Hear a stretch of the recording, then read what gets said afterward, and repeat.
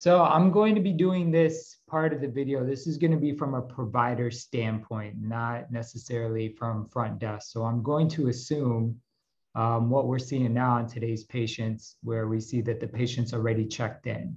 So I'm going to assume that was all taken care of already. The patient was checked in by front staff, insurance was verified, and they're ready to be seen by the provider. So once that's done, the provider would just go to today's patients like they do now. They will see the name of the patient. They will see the reason that they're checked in for to be seen today. Also, I do want to make a couple of notes. In the document that I sent Dr. K yesterday, I had mentioned that the front staff, when they're creating a case, that they can automatically put in the provider that the patient was going to see. In some cases where there's a lot of providers working that day, that might not always be the best approach because we're not sure which provider will be seeing the patient. So it's better when they're creating the case. And I'm just going to edit this particular case real quick, and we're going to take a provider out just because I want to show you guys something. So if there is no provider selected, if front staff doesn't put one in when they create a case, the provider themselves who is going to see the patient can double click on the provider thing here, and it's going to, well, it's not going to let me do it because I'm not one of the providers. However, if they double click here, it's going to put their initials and it'll look like this. So once the provider double clicks on that line, it'll put their initials, and that'll signal to everybody else that this provider will be seeing that patient for this visit. Okay, once that's set to go, the provider can then go, and this is really up to how the provider wants to approach it. Some of our clients we've seen would like to go into the patient's chart, and obviously they want to review the active meds, the active problems list before they start doing the chart note itself.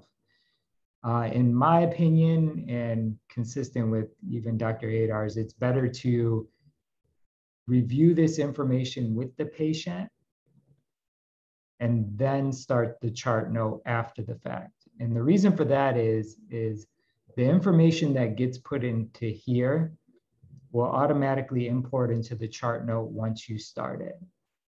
So once you're ready to start the chart note, you would just scroll down to cases information, click on the yellow C. Once you click on the yellow C, you'll be presented with templates that you can choose from. This is a default list of templates that we installed in your system. If these are customizable and you can create your own, and in a few minutes, I will show you how you guys can create your own templates. Each provider can create their own templates, and then those templates will not be able to be modified by other providers. That way, providers that create their own templates and they get used to a certain style won't have to worry about other providers undoing that work. Okay, so let's just pick one. We picked this one, and as you can see, the medications, the allergies, the past medical history, all of that information has now been pulled into the chart for you, so you won't have to type in that info. If this template looks good and this is a template that you would like to work with, you can either double click on the template name or click on Go. Once you do that, it'll take you to another preview just to show you again, and then click Edit Chart. And here's where you'll be able to free type your note and work on the note from there. Make sure that your name is selected up here. If you are a resident and you have a supervisor, you're going to actually see two fields here. One of them will be provider, which your name will appear in, and then on top of that will be supervisor. The supervisor field will be a drop-down just like this one, where you'll be able to select a different supervisor. By default, you will get assigned a supervisor, so please make sure that if that supervisor is not the one that will be supervising you that day, to make sure you select the correct supervisor here. So this note will go to that supervisor so they can overlook your note. Over here on the side, we have what we call the re-import. Now the re-import, let's just say you started this chart note.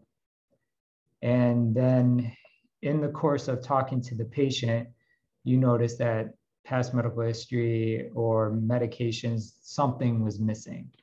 So what you do is you save the chart.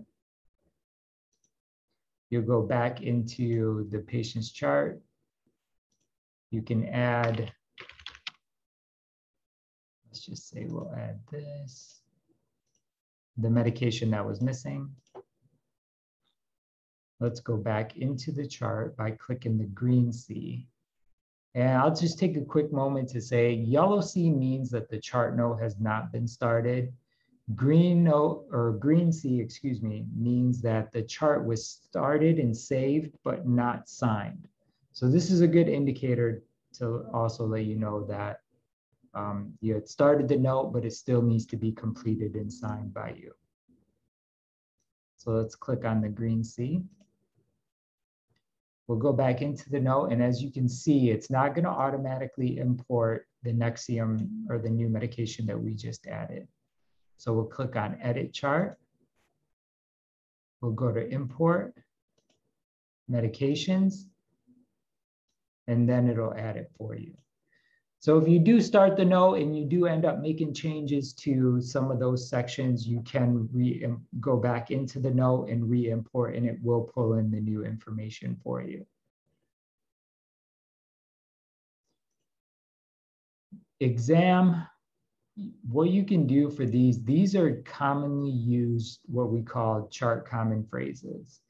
This is something that can be set up by the provider. And what they are is just quick sentences or phrases that you might use frequently. So instead of typing them out all the time, you can save them as little shortcuts here. So let's just say abdomen is something that you type frequently. You would put the cursor note where you want it to appear, go to the heading and select it. And then as you can see, it would put it here. And let me show you real quick where to create those. To create those, you would go to miscellaneous. Actually, we'll open it up in a different tab because I want to stay there. We'll go to miscellaneous, chart common phrases. And as you can see, here's the one. We'll click on new entry. The type will have to be defined by either the provider or the practice.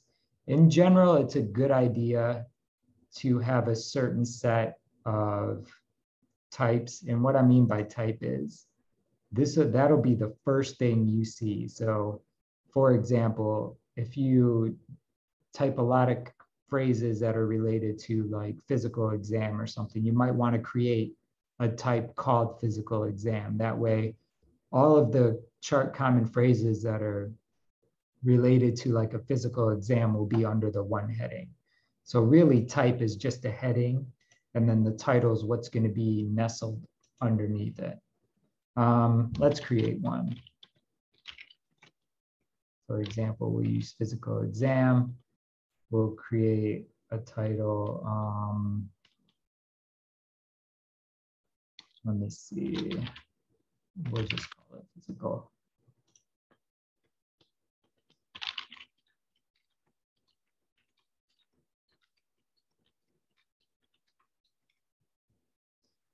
Okay, we'll do save. And if we go back,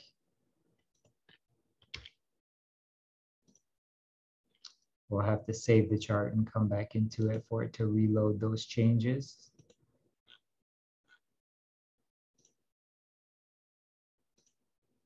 And now it added it.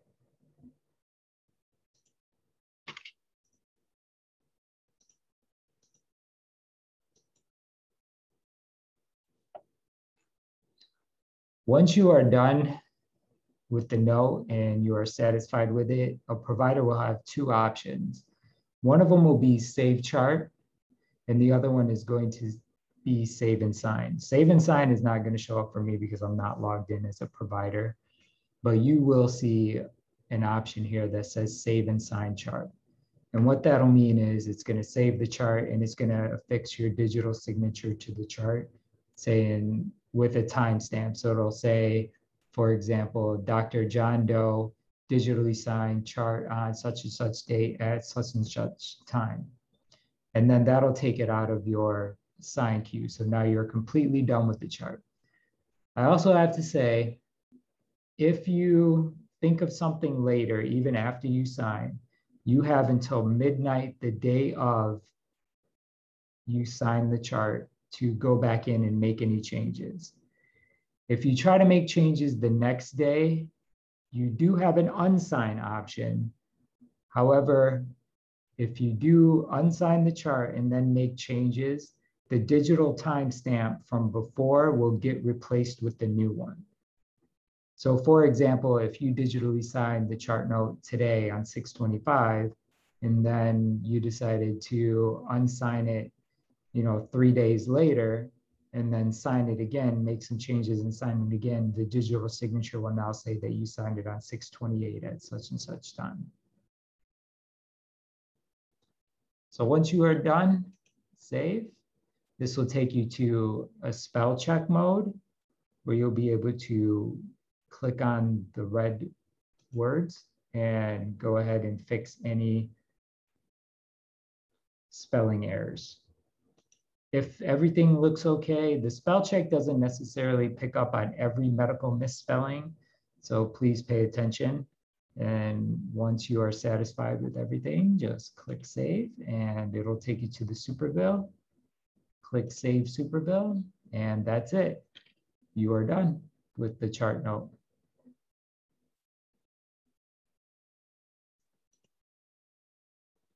That's pretty much it as far as doing chart note is concerned. As far as the provider is concerned with the chart notes, let me show you a few other things. Let me show you how to create a template. To create your own template, this doctor setting part right here is pretty much a lot of the stuff that you can customize related to the patient's chart will be here for you. Like manage templates, for example, you'll be able to create the templates here. Abbreviations. Abbreviations are, let's just say, how can I best explain this? You can create a small abbreviation, like a 3-letter abbreviation. And then if you create like XYZ, for example, as an abbreviation, you can set it to expand into a word. Let me just create one real quick. If you type, let's just say we create XYZ. And you want it to expand to patient. Let's go back into this chart now, and I'll show you.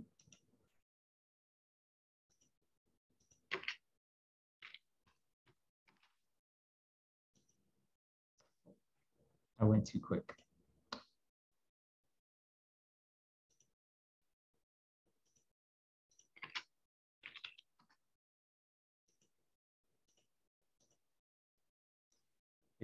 Once you save chart, it's going to expand those.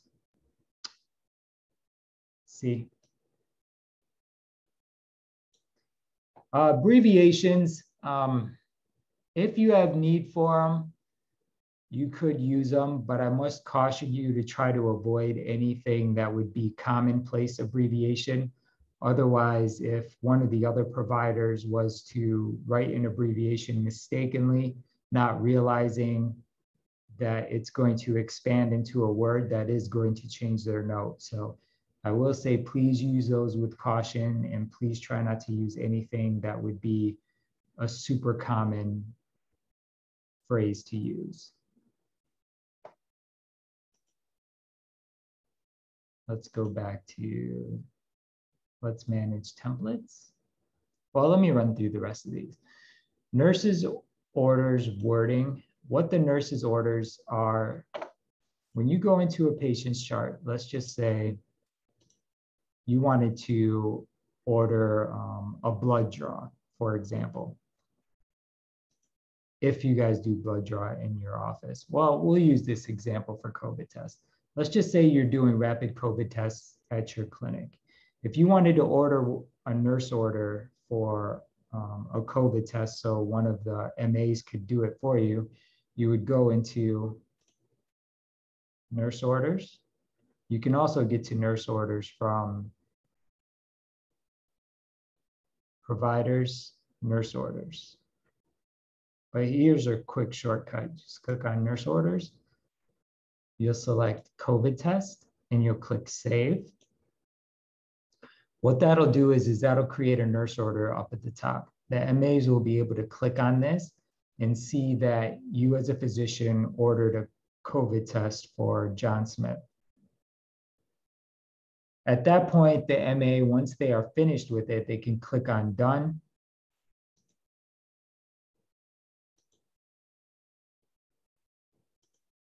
And then it'll go away. And then you'll know that it's been completed. At that point, they can put the results in the patient's chart. So nurses orders warning just creates those nurse orders for you. We created one, just a rapid COVID test, but you're free to create ones that your practice uses frequently or that you would like to order nurses orders on. This is not something that we set up by default because every practice is different. So we leave it up to the practice to set up some. If you have any questions about setting these up or what would be a good way to go about it, then please don't hesitate to reach out to us. The category is just that. It'll just be the category how you want it to show up.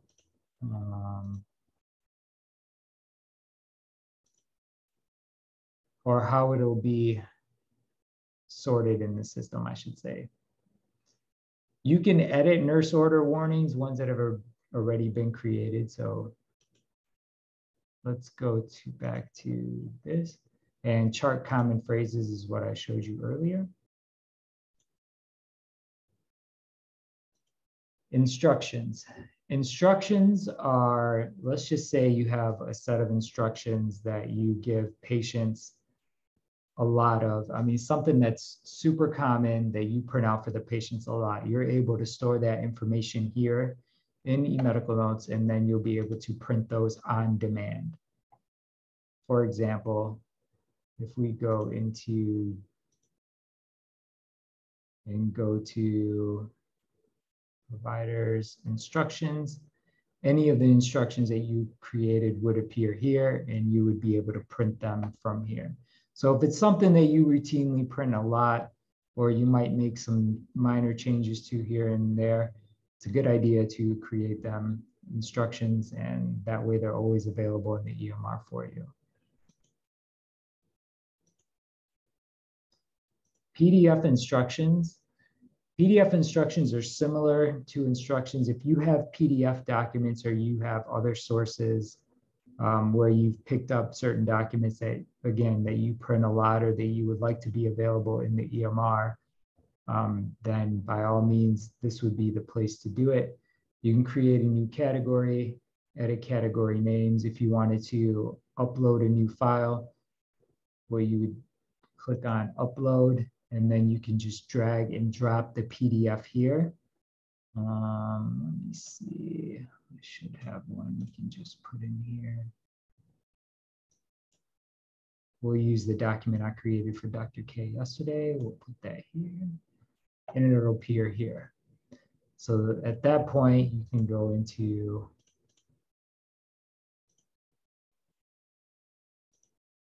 and then it will be available for you to print here and give it to the patient. This is also good for if front desk has a lot of documents and stuff that they printed out, maybe like demo sheets.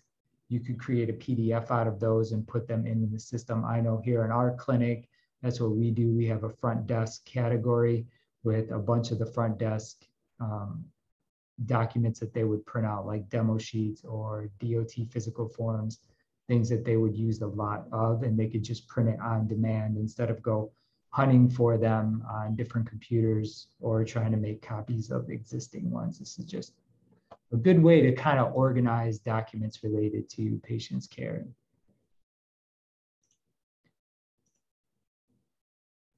Health maintenance tests and health maintenance reports. Health maintenance reports are pretty self-explanatory. They just run reports on health maintenance tests. Health maintenance tests, depending on the practice, what these are used for is health maintenance tests are used to track certain tests. For example, if you wanted to track patient colonoscopy tests, for example, like when was the last time they had one, and if it's going to be coming due anytime soon. Just going to edit one of these. Show you a quick example of those. I know that's probably not spelled correctly.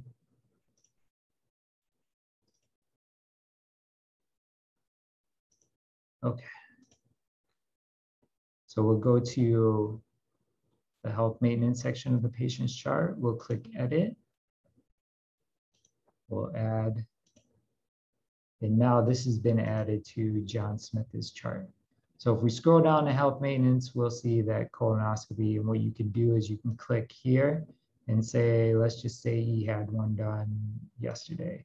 So this will track it in the system, and you can set when you want it to remind you, and so it'll turn red, which means that, you know, the patient's due for one. And we can set those parameters back in the health maintenance test. So we'll just change this real quick. We want to do frequency, let's just say.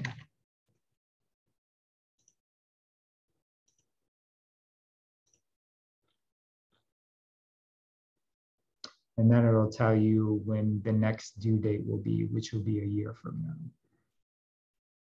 Health maintenance test depends on your practice. That's what it's there for, really, to track tests. But if you have no need for it in your practice, then it's there. If you do, if you don't, then it's not something you can utilize. That's okay too. And the reports, like I said, just run reports. Work restrictions are exactly that, work restrictions that you would go into the patient's chart. Click on restrictions, and these are the options available for the work restrictions. Here you can just fill it out with the date, their employer. And then once you're done, you can save that. Just copy here.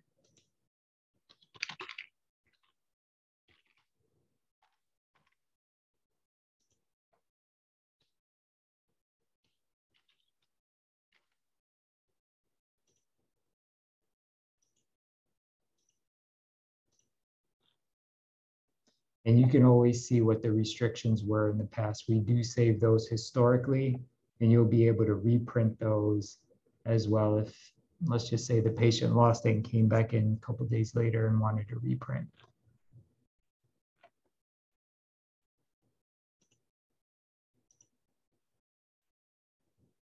You can click on new entry and then enter the restriction as needed, and it will show up available for you to use. Personal dictionary, we already include quite a bit here in the personal dictionary. You could add words here to include it, and this is what shows up in the spell checking mode.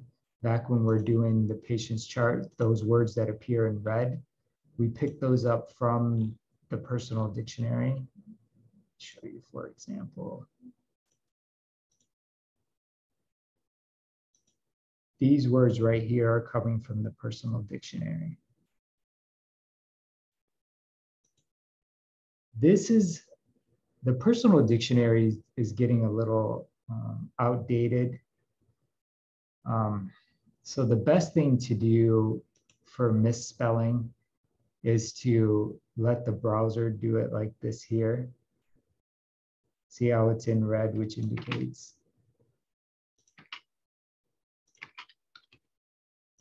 And let the browser pick up and fix the misspelling here. You can still use the personal dictionary. I'm not trying to shy you away from it, but Google or the browsers do a much better job of it. Okay, let's go to manage templates. Manage templates. Here's, you can select one of the current templates as a starting point. So let's just say that for acute bronchitis, you like that template. It's something that you would use quite a bit, but you want to modify it a little bit for some other use cases. You would click on it, click go, make any changes that you need to. Click on save as new template, and you'll be able to rename it. So this will not overwrite the current one. So you're always going to want to click on save as new. That way it'll leave the other one untouched. Click OK. And now that you can see it gets added here with the changes that you made. So the manage templates, this is the default template now. So if we were to go into John Smith's chart,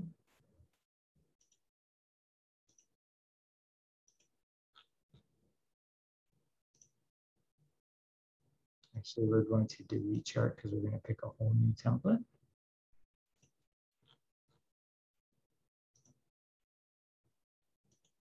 And you can see that the changes I added. So this will be the default template, and any changes you made there under manage template would appear for any time you go to pick that template going forward. Like I said, this will be locked to the provider. So acute bronchitis 1, let's just say a certain provider created that, another provider following him can use the template, but they will not be able to go into manage templates and make changes to that template. They can use it as a starting point, and then they can do save as new template. That way it's not going to overwrite what the other provider did, and then they can save it as their own. I do want to make a quick note here. As you can see, there's a recover option. So let me explain that a little bit. The recover option is, let's just say you're working on a chart note and something happens. The browser unexpectedly shut down. You unexpectedly lost access to eMedical Notes. Something happened to where if you went back into the patient's chart and any of those changes were not there when you pulled up this chart, like for example, we deleted it, so this chart is gone. However, if you went back in and noticed, oh, any changes or it's missing, if you click on recover, it'll restore that note for you. Well, the last saved version of that note, I should say, before we deleted it. What we do is we saved a copy of the chart note locally in the browser's cache. So in order for the recover note to work properly, it is very important that if this happens, that you use the same browser that you initially did the note on and the same computer. So the same computer and same browser, and the recover option should be there. We saved the last good version of that note that we could. I mean, obviously, if the browser was to quit unexpectedly, it would save whatever version it could. But at least it'll get you a starting point back so the whole note is not completely lost.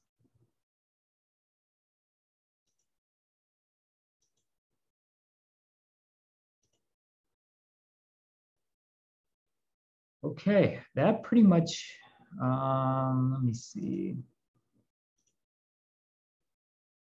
That about does it from a provider's standpoint. You do have a provider's drop down here that gives you some more options that you can take advantage of if you need to.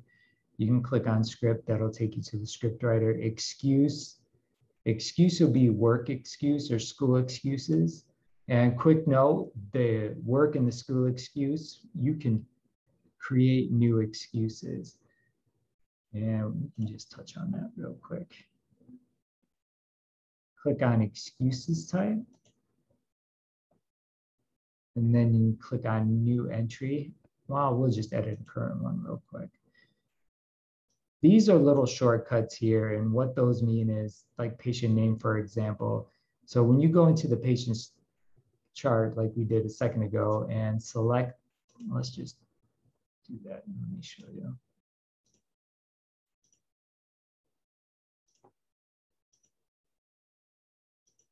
It'll automatically pull in John Doe's name for you.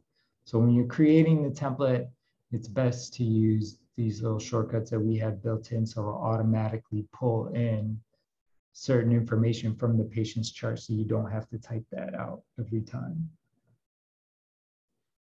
If you ever need any help setting these up, then please don't hesitate to ask and we can help you set them up. Okay. All right, I know we've covered quite a bit. I should go over the lab orders real quick.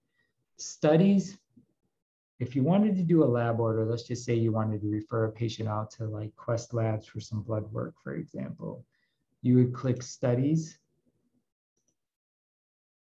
select the lab, go ahead and double click, fill it out, the ordering provider, and then go ahead and save that once you're finished.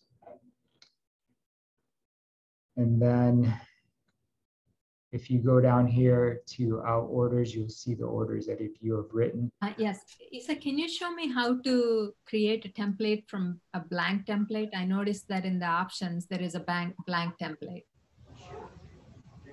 Sure, if we go to settings, manage template. This is a blank template. I should go over that we do check for certain headings that should be in any template that you create. And those headings are CC, HPI, medication allergies. Pretty much everything you see here should exist in whatever template that you're creating. Mm-hmm. And the reason for that is we need to know where to put this information. So if you delete the past medical history one and the medications one from your template, the system will not be able to import that information into your note. So if there does come some use cases where you need to create a template where you do not want anything to import, then you can, in theory, delete these and nothing will import. No, I think it's useful to have this. I thought on the left side, I saw an option called blank. Can you open that one for me? Oh, yeah, there you go, blank. Yeah, so this is the one where all the subheadings are there, but nothing is fed into it. Yes, exactly. Nothing is fed into it. So these are the subheadings. Okay. These are at bare minimum what should exist in order for the importing to work correctly. Right, right. The residents and I were trying to find a template for COPD exacerbation, and we couldn't find it. That's a fairly frequent diagnosis. Maybe we're not looking with the right wording. And it might be, but like I said, there you go. COPD exacerbation. Well, what do you know? So these templates are like a starting point. So they're not going to cover every use case. Okay. So it is customizable and it is better for practices to adapt these templates to their use. That's why when I had mentioned earlier in our last training session, if these are a lot of templates that you're just not going to use and it's clutter for you, then let me know and we can, delete these so you can start fresh with your own. Sure. But going back to that blank template, if we created something, how do we save that once we create something in that blank? Well, once you double click here and then you make all the changes that you're going to, you would click on save as new template. Got it. And then you would and name then it. At that point, you'll be able to rename it or name the template to how you want it to appear. Okay, perfect. Then I saw Dr. Haydar's videos. There was one about clinical decision support. He talked about how to set that up in here. Could you go over that? The clinical decision support. The clinical decision support is based on, will you guys be utilizing health maintenance tests at all? Yes, yes. Okay. We do have mammograms and pap smears. Okay. So clinical decision support, if you're going to utilize it in your practice, here's where they would get set up, and it really revolves around the health maintenance test. For example, we already created this test. So we would scroll down. So 6-foot osteoporosis.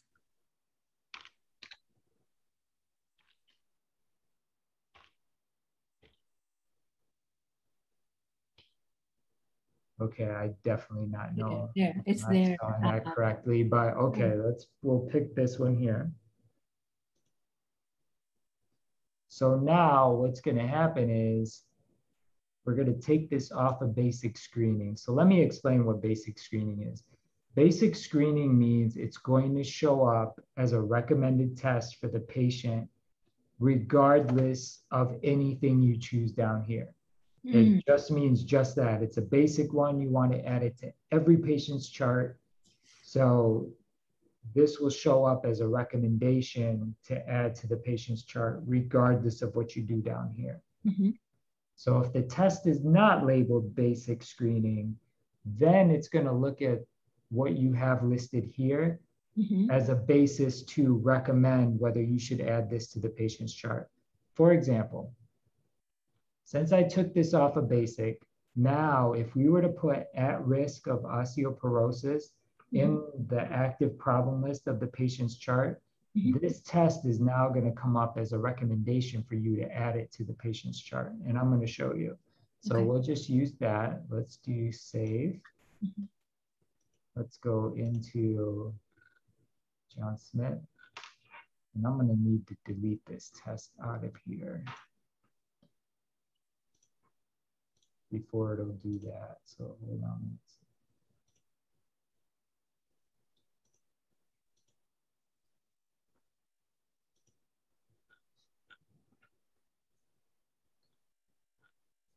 Okay, so now if we go to the health maintenance section and we go to edit, oh, sorry, I forgot to add it in there.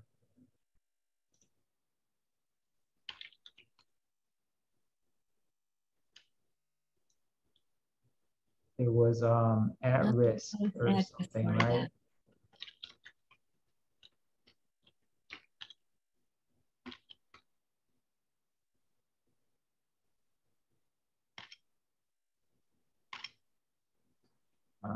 Sorry, hold on. Okay.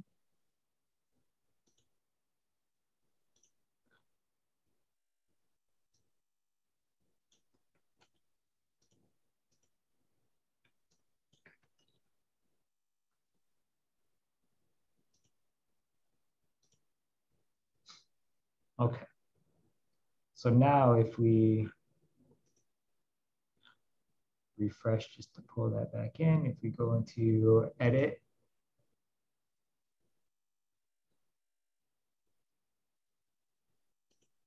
you know what, did it not? Well, so what is that finding in the parentheses when you put? That's just SNOMED's classification of basically what it is. There's a few of them, finding, procedure. Okay. That's how they classify that.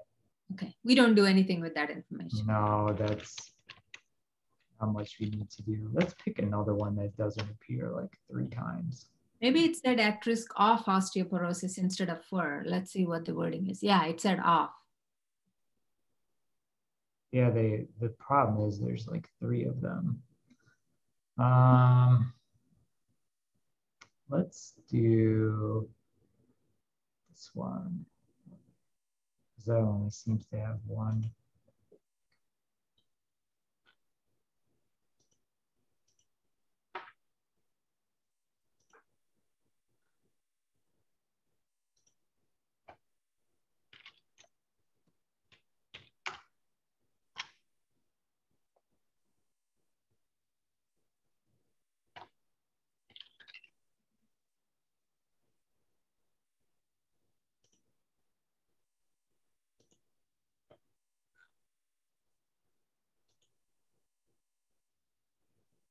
What's supposed to happen is it's supposed to appear in green here, but for some odd reason it's not.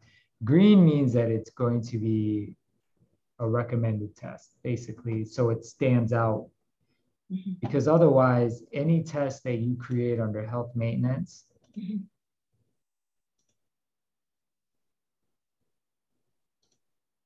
let's just make this one active so I can show you.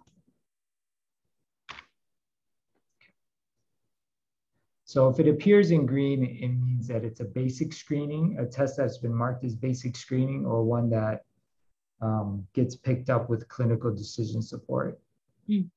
So it stands out from the rest of the test. So at that point, you would just click add, and then it would add it to their chart.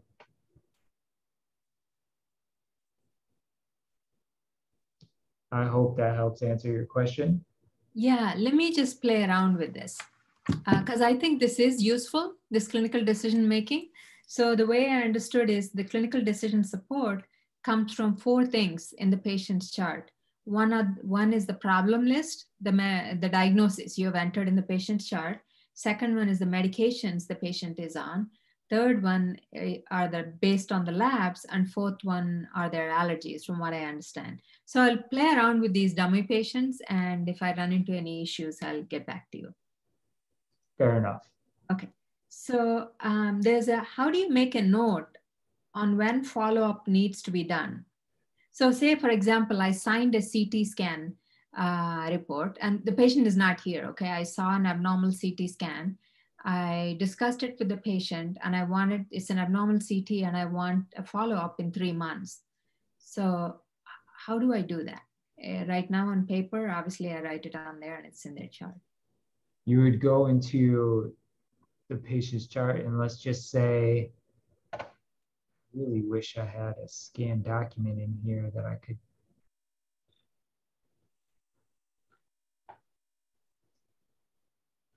What would happen is it would appear, like, let's just say you're in the signing area where you're signing your documents. There's going to be notes that you can create that'll say, follow up in 3 months. And what'll happen is it's going to create that note in the patient's chart as a note. So, I mean, you won't have to do it from this screen. You could just pick it as an option real quick. And what that'll do is it'll add it to, we'll just add it here.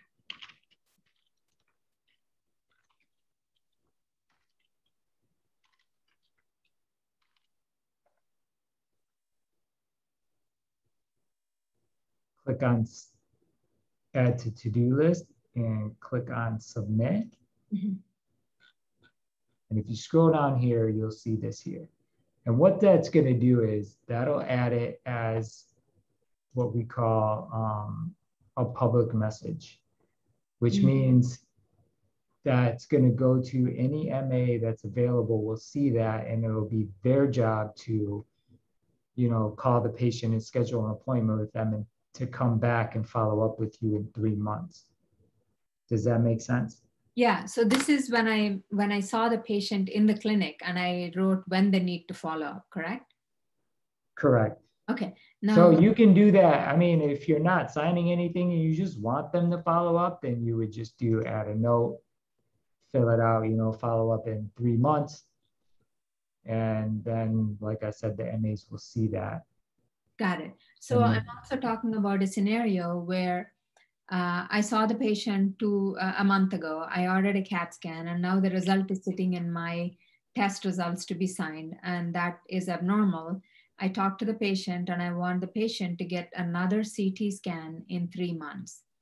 So how do I attach that note to that CAT scan so that it shows up in the patient's chart? And well, that's what I was getting at. And unfortunately, I don't have a so that's okay. That's all right. Yeah. Maybe what I can do is some of these questions that visually need to be shown, but we don't have all that.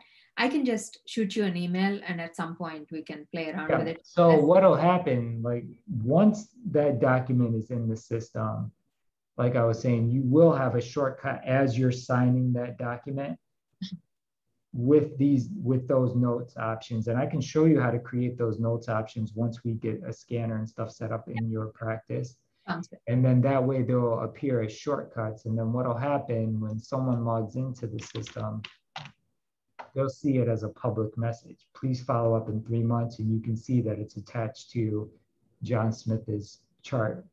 This way, one of the MAs will be able to, like I said, call and schedule an appointment. And then once they're done, they can click on done. And then it'll take it out of public messages. Okay.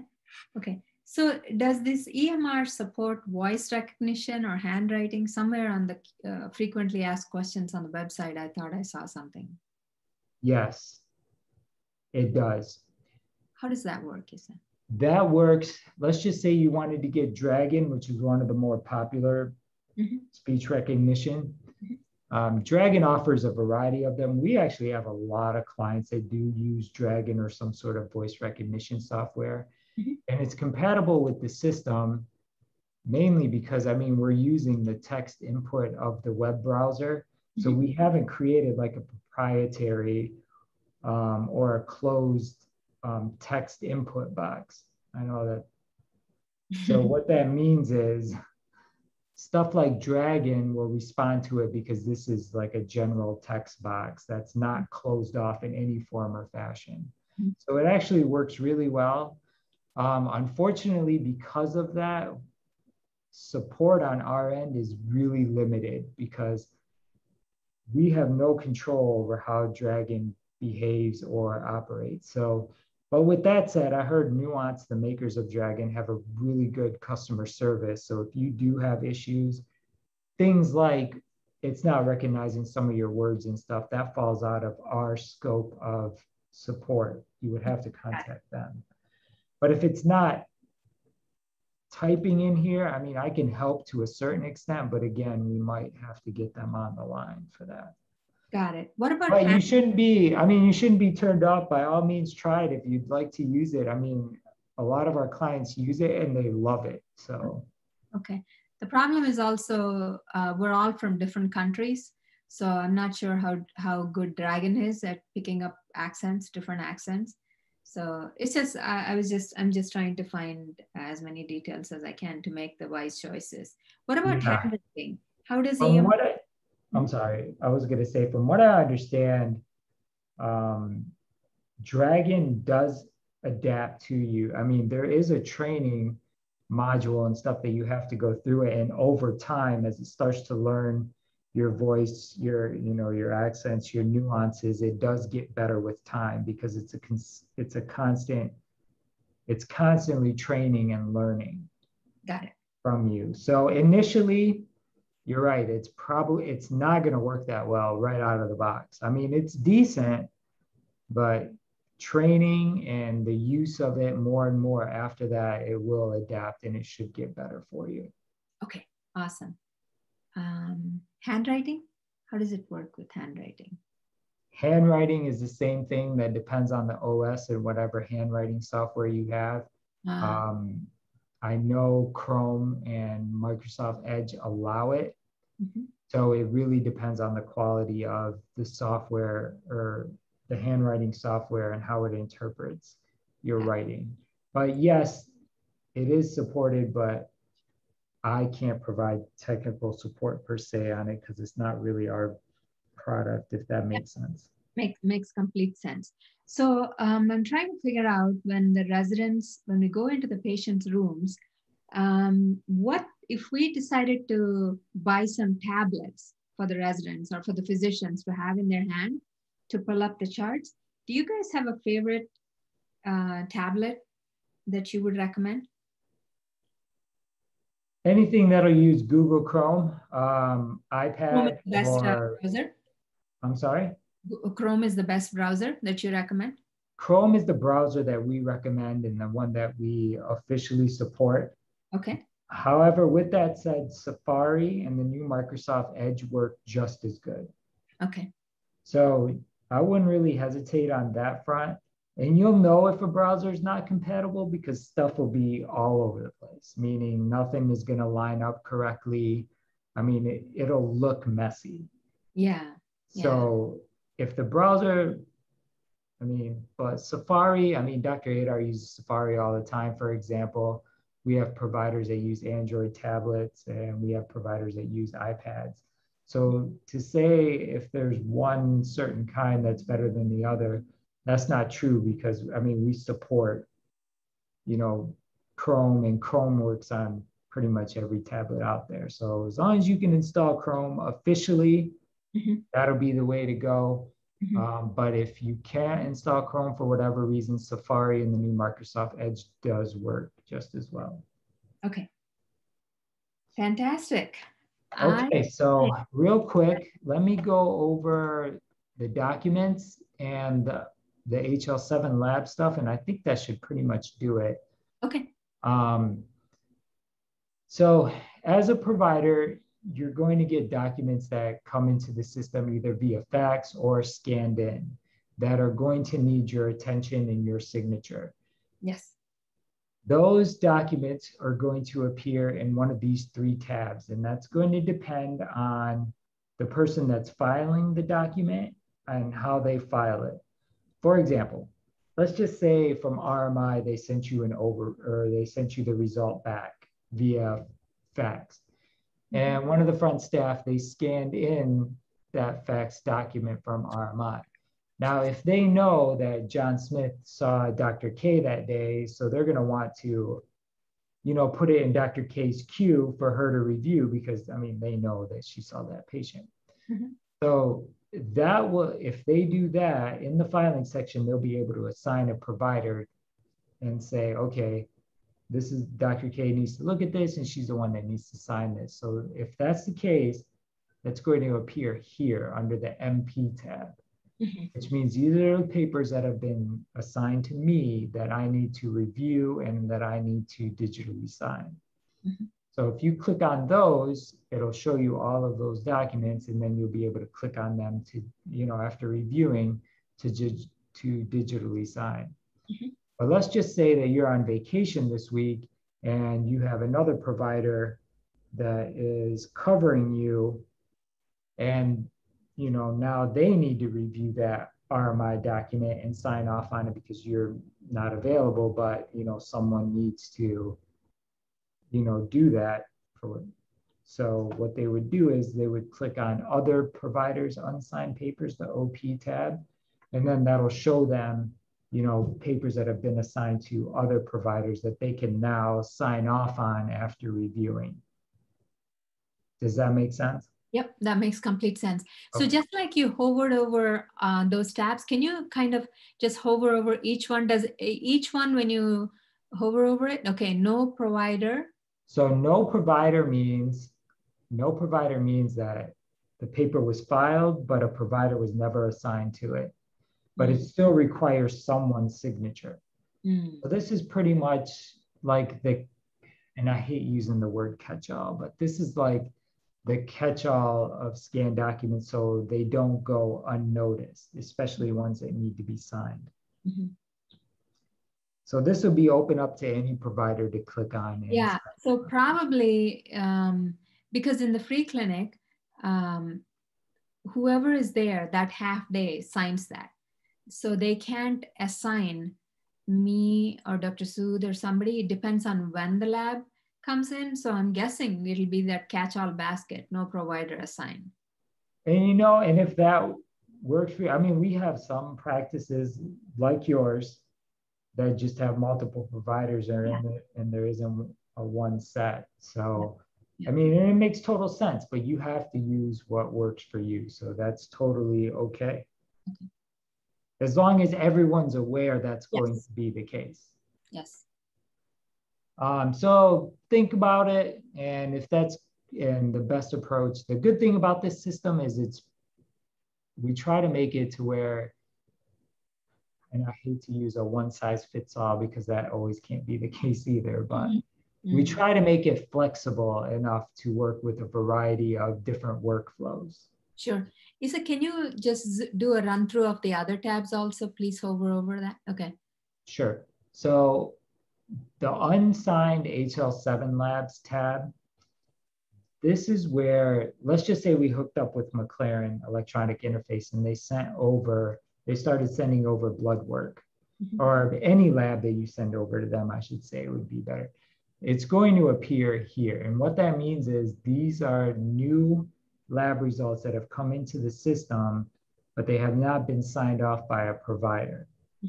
So you would click here and it'll show you what they are, what the lab results are, and who the patient is for, obviously.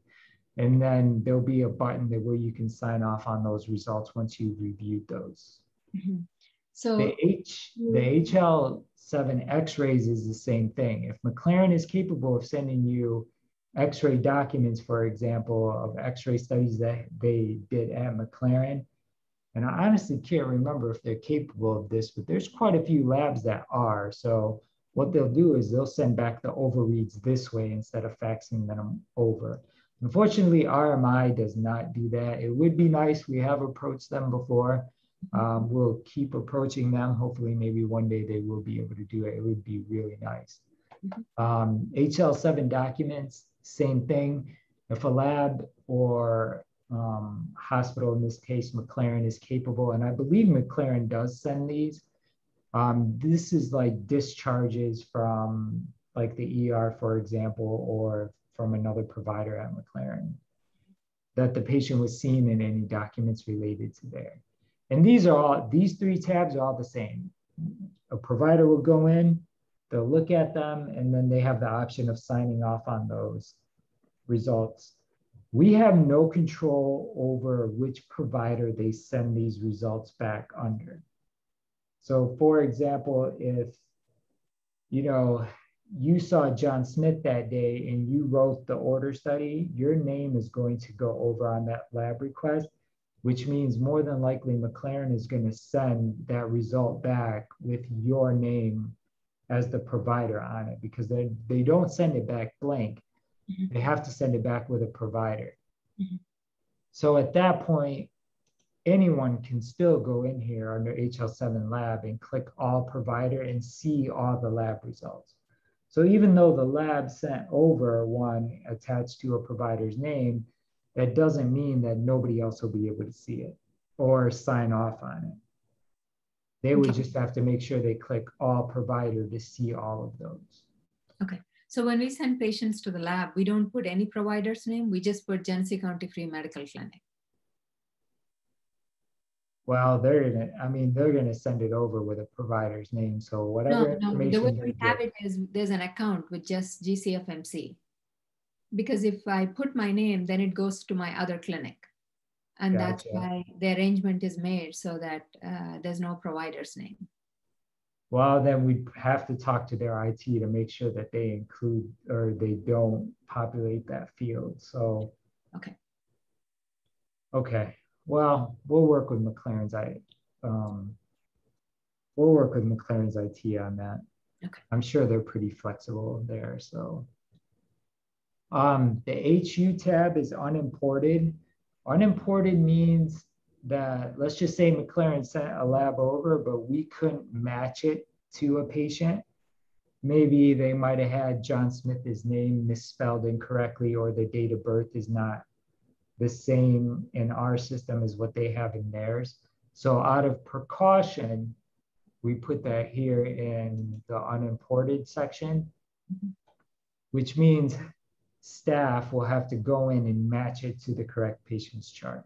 So they'll see the patient's name, the way it was sent over from the lab, the date of birth, what lab sent it, and in the match to box, they'll be able to search for the patients in your system and then match it to their chart that way.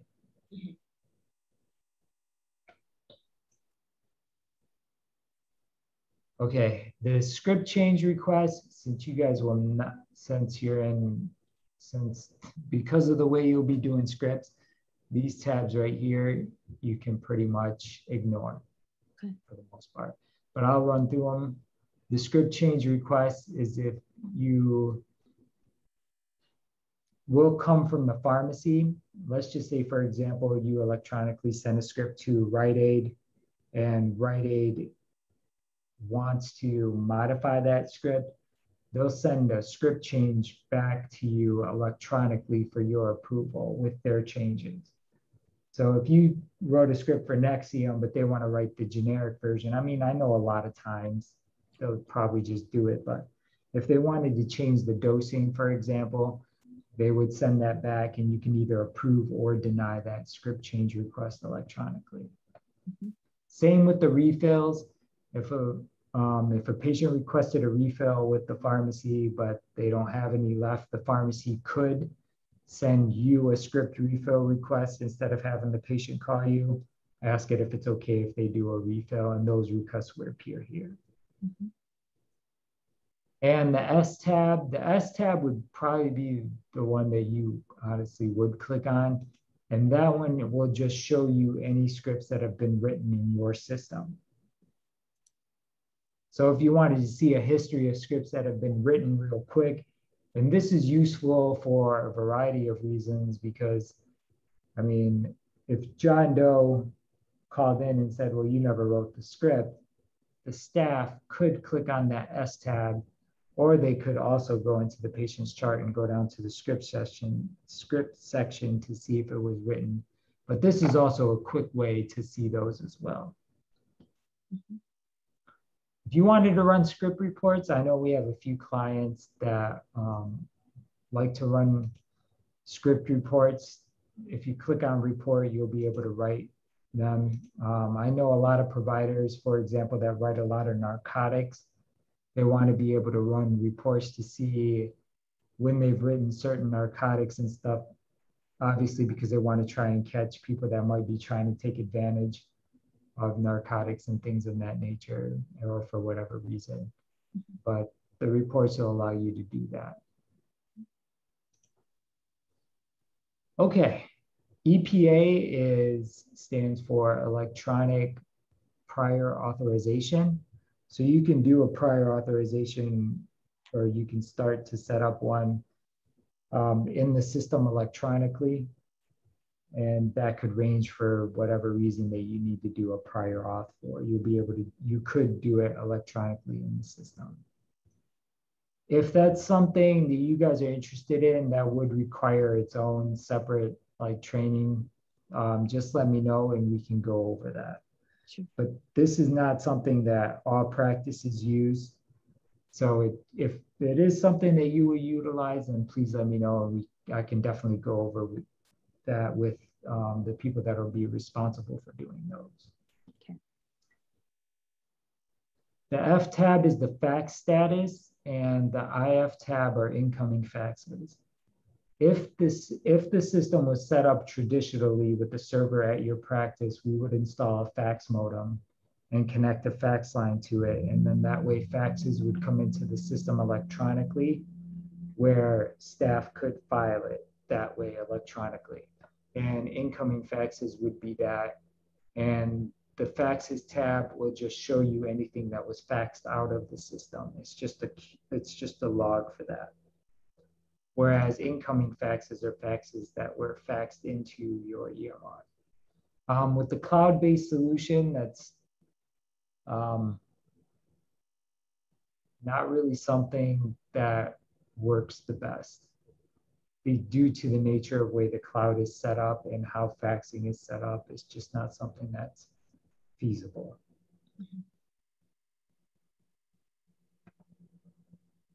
The M tab is the public messages that I was referred to earlier when you write a note that you want action to be taken.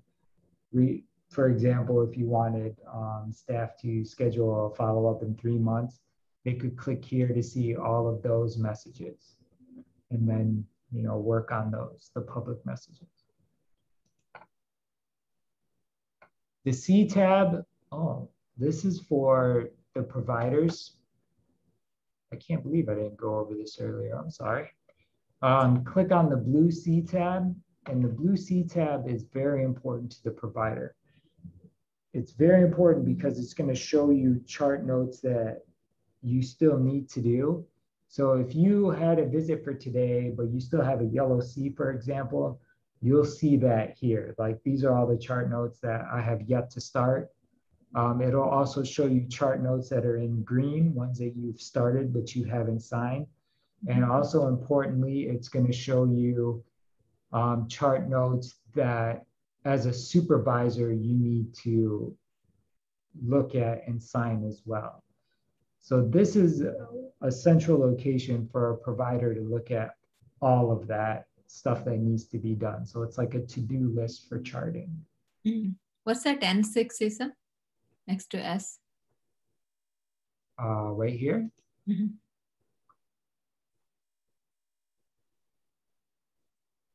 That means, this is actually something new we've added.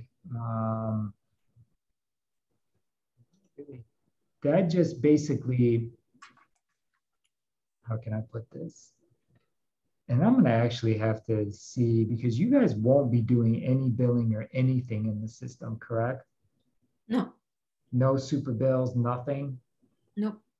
I'm going to actually see if there's some way that we can maybe have the super bills just automatically go into that status. And what that means is these are super bills that you just want to remove from your queue because you're not going to be doing them. The red S means that these are super bills that have not been completed. You never picked a CPT code, for example, or an ICD-10 code, and you never clicked on Save Super Bill. But in your case, this is not something that you're going to be using. So to try and save you the hassle of clicking N6 all the time, which basically sets it at, how can I best explain that? Something that's not needed, for example. So what it'll do is it'll just take it out of your queue, and it's nothing that you'll need to concern yourself with. Yeah. I'll talk to Dr. Hadar about that because you guys won't be utilizing this section at all. I wonder if there's a way we can just shut that off or automatically have them go into an N6. Well, I'll get back to you on that. But does that answer your question? Yeah, it does. I think, yeah. So the way to go back to the previous screen is to put the back arrow in the browser or go to today's patient, or doesn't it matter? Both are. Today's patients. I want to caution you about the back button.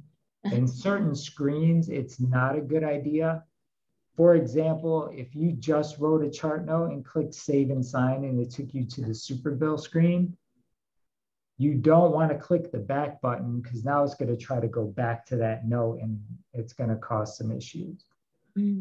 So for example, also if you wrote a script and it took you back here and you try to click back, it's going to try to reopen that script, and that's not a good thing either. Yeah. So it's usually better to click on today's patients as opposed to using the back button. Got it. After you're done with this, could you, I don't know if we've gone over how to write a script. I don't remember we covered that section. Today. We could, today we have not, but I could do a quick overview of that if you'd like. Okay. I think we're almost done with these tabs. So where were we? So the Out Orders tab is all of the orders that you have written. Basically, it's just a list of orders that have been written in the system. It's a good idea to keep this cleaned up. What I mean by that is this list will start to get automatically pruned if you, let's just say we hook this up electronically with McLaren. As labs come in from McLaren, as long as they match properly, we will take them out of this list for you. Oh, that's so nice. Yes. So this is basically an out orders list of labs that you have written. And if you haven't got one back in, let's say, 6 or 7 days, and you know that's not right, this will show you that lab, oh, this has not come back. Then at that point, you're going to want to call the lab and probably find out what's going on with that result. But if it came back by other means like fax or something, then at that point you would just click back and it will take it out of this list, which means that it came back via a different method other than electronic. Okay. Also, if you do create it and the patient ends up refusing it, you could mark it as refused. You could also mark it as drawn and sent off to the lab, which will also take it out of here. But like I said, the best thing to do is to wait and see if it comes back and then mark it as back to take it out of this list. That way you can keep track of labs that you have written and ones that you have not gotten the results back for. Okay. Referrals. Referrals, same concept as the out orders. It'll show you referrals that have been written from your system. If you know that, you've sent them, or which in this case, you would pretty much give them to the patient and hopefully they go see their referring doctor. If you wanted to follow up with that, you could leave this here and then follow up with maybe that referring physician or the patient to see if they've gone. But if not, then you could just click send, and then, which means that, you gave it to the patient, and, what happens after that is pretty much out of your control. And then that way that'll take it out of your list here. Now received, Isa. So if you wanted to follow up and make sure you receive the consult letter, you leave it until you receive the consult letter, and does it automatically populate once you scan the report in there? No, it won't. Someone will have to click receive. Got it. Got it. Okay.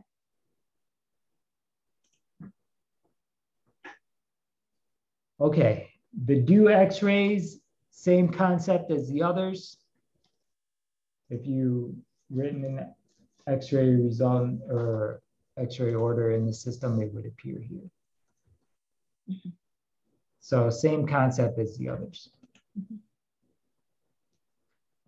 The patient portal messages are just that. If we set up a patient portal, which is something I'll have to talk to you separately about, patients will be able to send you messages via the patient portal, and those messages will appear here, and you will be able to respond to those from here. Okay. So you'll see the name of the patient, the date they sent it, and what it's about. Mm-hmm. So I have to talk to you about the patient portal separately to see if it's something you'd be interested in. Okay. And the email and SMS logs, these are basically if we set up emailing from your system, and if we set up being able to text message patients from the system, you would see those logs here, whether those messages were successfully delivered or not. And again, this is something I can talk to you separately about to see if it'd be something you'd be interested in. Okay. And the very last tab is the change log. So every time we do an update to the system, this date that appears here was the date the update was done. And then if you click here, it'll show you the change log of what was included in that update. So every time I do an update, I write the change log and I'll send out a message alerting all of our clients that an update was done and to please read the change log to see what was changed and fixed in the system. So it's definitely something that should come in handy, especially as we add new features under the changes and additions, we will put those there.